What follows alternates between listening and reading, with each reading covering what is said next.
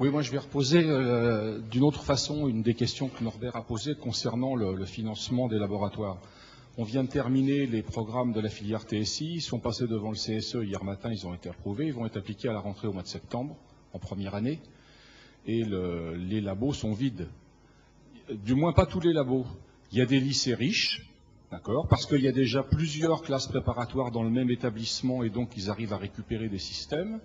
Il y a des lycées qui touchent de la taxe d'apprentissage et on sait aujourd'hui que ce sont les régions qui vont nous équiper. Alors moi je pose la question, on développe quand même des programmes au niveau national avec un esprit qui est tout à fait dans la ligne de ce qu'on a vu pendant 2 jours. Et comment va-t-on, nous, les professeurs, réussir à décider nos régions, à équiper réellement tous les établissements de façon à ce que tous les lycées et tous les étudiants soient sur un pied d'égalité devant ces formations? Premier début de réponse, si tu veux, je vais commencer par un exercice de langue de bois, vous m'en excuserez, mais c'est tout simplement la loi qui dit que lorsque l'État est responsable d'une modification de programme qui induit des besoins en termes d'équipement ou de formation, il est de sa responsabilité de le financer. Donc là, clairement, les groupes d'experts qui ont travaillé sur les nouveaux programmes ont dû identifier, ou en tout cas si vous ne l'avez pas fait, il est urgent de le faire, ont dû identifier ce qui était induit par les nouveaux programmes. Deuxième aspect de ma réponse qui sera plus du tout langue de bois, c'est qu'effectivement on est dans une situation aujourd'hui financière. Vous me verrez pas faire un exercice de politique. Il n'empêche qu'en termes de financement public, on est un peu en difficulté pour des raisons X et Y qu'il ne m'appartient pas de développer ici. Ça veut donc dire que clairement, la réponse est multiple. La réponse est effectivement l'intervention de l'État au travers de ce que je viens de dire, mais aussi l'intervention des régions et l'intervention des établissements. Je crois que, en ce qui concerne l'intervention des régions, il nous appartient, nous, Inspection Générale, nous, Administration Centrale, puisque je nous mets dans le même paquet, de faire le nécessaire en termes de communication. Il est clair que les groupes d'experts ont dû nous fournir ou doivent nous fournir des éléments pour indiquer aux financeurs quels sont les besoins et dans quel ordre il faut y répondre. Ensuite, évidemment, après, comme tu le fais remarquer fort justement, après, il y a l'inévitable inégalité de dynamisme des établissements. Certains établissements trouvant des sources de financement et d'autres non. Bon, c'est pas à notre niveau qu'on pourra gérer cette inégalité-là. Il nous appartient simplement d'inciter les établissements à bien identifier les sources de financement, d'abord les besoins, et ensuite les sources de financement. Je suis toujours un petit peu étonné quand je vois arriver dans les établissements des équipements, parce qu'il en arrive, et que ces établissements ne correspondent pas forcément et quelquefois sont totalement orthogonaux aux besoins qui ont été définis. Bon, c'est un vieux sujet. Je pense qu'il y a un problème d'équipement, c'est clair, mais il n'y a pas qu'un problème d'équipement et il ne faudrait pas se mettre derrière ce problème d'équipement pour ne pas avancer.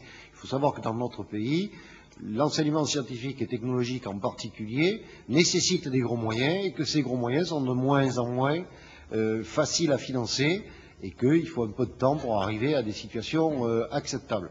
Je citerai comme élément d'analogie les rénovations des filières secondaires et le temps qu'il a fallu pour arriver à une situation qui est quand même très satisfaisante, il faut le reconnaître, entre la conjonction de la rénovation des divers baccalauréats, la régionalisation et la prise de responsabilité des régions. Il faut reconnaître qu'aujourd'hui, rentrer dans un lycée technologique, ça n'a plus rien à voir avec ce qu'on voyait il y a seulement 15 ans ou 20 ans.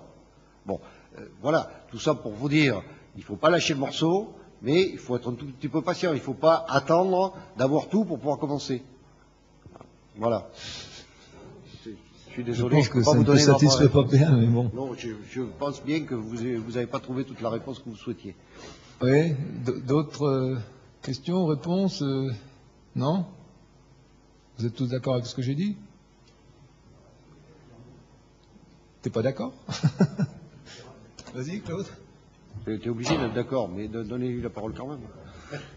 Non, mais très vite, sur deux questions qui ont été évoquées. D'abord, la préparation, on va dire, préparation au concours ou préparation aux grandes écoles.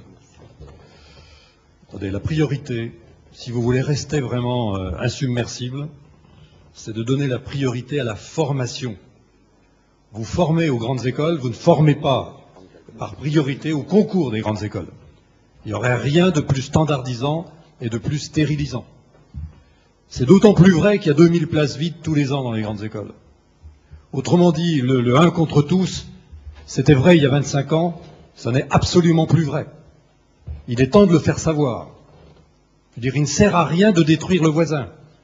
Sauf à imaginer que vous voulez aller à l'X et que lui aussi, ce qui quand même sont deux perspectives réductrices, pour un comme pour l'autre, il y a de la place pour tout le monde.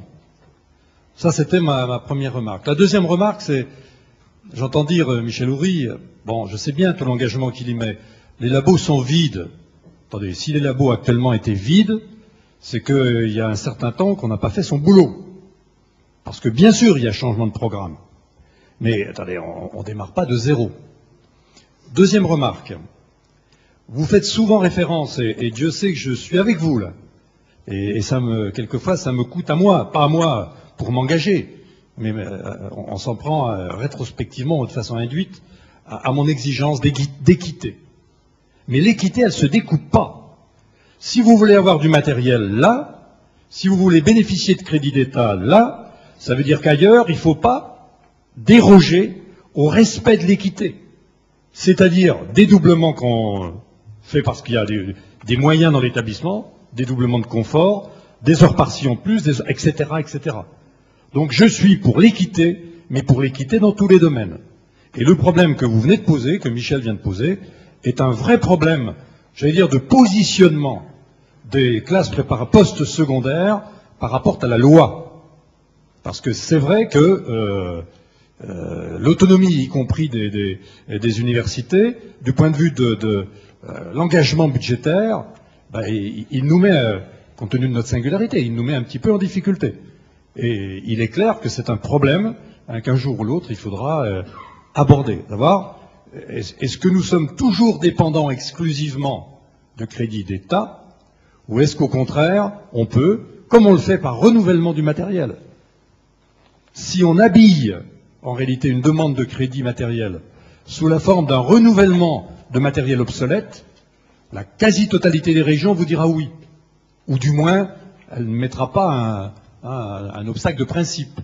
Alors que si vous dites on m'impose une rénovation nationale de programmes nationaux, et en conséquence de quoi je veux des appareils nouveaux, alors là, pour le coup, certaines régions seront fondées à dire, et c'est la loi, Jacques a tout à fait raison, seront fondées à dire on vous renvoie évidemment à l'État.